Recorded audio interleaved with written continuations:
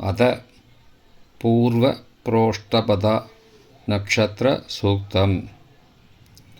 अज एकपादुदगात् पुरस्तात् विश्वा भूतानि प्रतिमोदमानः तस्य देवा प्रसभं यन्ति सर्वे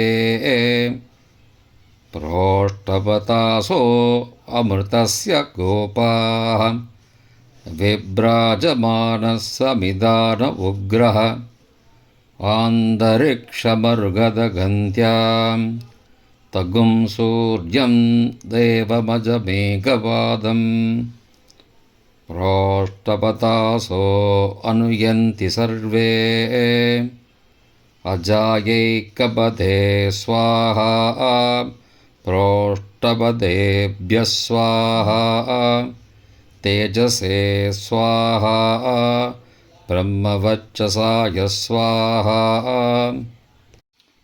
पूर्व प्रोष्ठपदा नक्षत्र देवतायै अजाय एकपदे नमः।